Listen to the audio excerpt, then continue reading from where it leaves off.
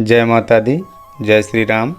परम आत्मी स्नेही स्वजन, गृहस्थों के लिए पूजा विधान में पहले भाग में पंचदेव पूजा आदि के बारे में जानकारी दी गई। दूसरे भाग में कहीं आपके घर में शांत कारण आपकी पूजा तो नहीं, इसमें आसन, माला तथा कितने मूर्तियों की पूजा हमको करना चाहिए, घर में कितने मूर्ति नहीं रखना चाहिए पर प्रकाश डाला गया है।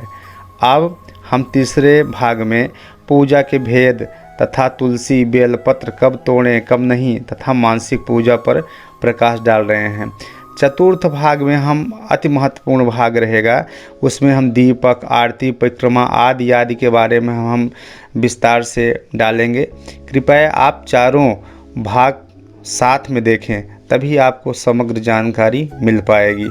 फिर आप गृहस्थ के लिए, गृहस्थ हो जो भी हो, हमारे पूजा की 3 पद्धति है, पंचोपचार, दसोपचार, षोडशोपचार। तो पंचोपचार में गंध आता है, पुष्प आता है, धूप, दीप और नैवेद्य। समझ रहे हैं ना? गंध में चंदन, पुष्प, धूप, दीप और नैवेद्य। और 10 उपचार में क्या आते हैं? पाद, अर्घ, आचमन, स्नान, वस्त्र प्रतिदिन नहीं आप पहना पाते हैं तो वस्त्र जो है कच्चा, जो ये आपका ये होता है मौली धागा, सूत्र होता है, कच्चा सूत होता है, उसको आप दे सकते हैं। गंध, पुष्प, धूप, दीप और नैवेद्य। और जो 16 षोडशोपचार है उसमें पाद, अर्घ्य, आचमन, स्नान, वस्त्र, आभूषण, गंध, पुष्प, धूप, दीप, नैवेद्य, आचमन, तांबूल और उनका स्तवन अर्थात स्तुति और तर्पण और नमस्कार। और इसी प्रकार हमको पता होना चाहिए कि स्नान के बाद ही तुलसी, बिलपत्र, फूल तोड़ने चाहिए। अगर स्नान, ये विधान है कि हम बिना स्नान किए तुलसी इत्यादि को नहीं तोड़ना चाहिए। दोपहर के बाद में तुलसी इत्यादि नहीं तोड़ना चाहिए। और कब कब तोड़ना चाहिए?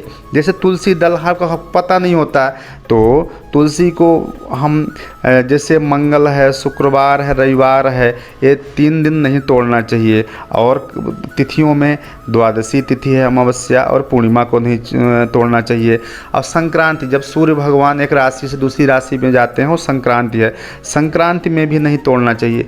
जन्ना शौच अर्थात हमारे परिवार में कोई बच्चे का जन्म हुआ है या मरना शौच, कोई सूतक लगा है तो भी स्पर्श नहीं तोड़ना चाहिए। संक्रांति, अमावस्या, द्वादशी और रात्रि में, और ये नहीं, तुलसी दल को आपको नहीं तोड़ना है। तुलसी क्योंकि और एक दिन पहले, क्योंकि बासी का यहाँ पे वो दोष नहीं होता, तो आप आराम से पहले भी आप उसको तोड़ के रख लीजिए तुलसी को, और उसको आप भगवान को समर्पण करिए।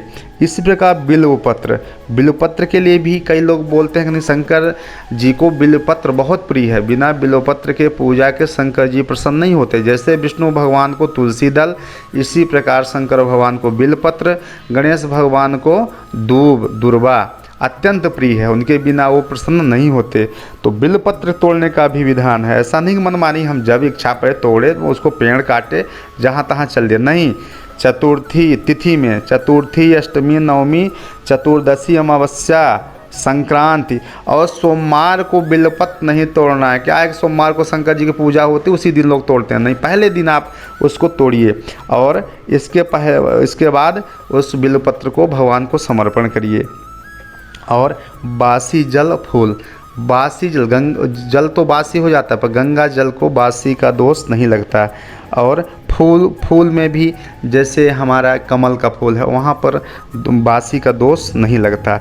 और जब हमारे पास फूल, बेलपत्र कुछ ना हो तो फिर हो तो ना हो तो दोनों शर्त पर हमें मानसिक पूजा जरूर करना चाहिए। मन से प्रभु को जितना हमारा पंचोपचार हो सके कि दसोपचार कि षोडशोपचार, ज़रूर उसी क्रम में हम भगवान को आंख बंद करके ध्यान करें।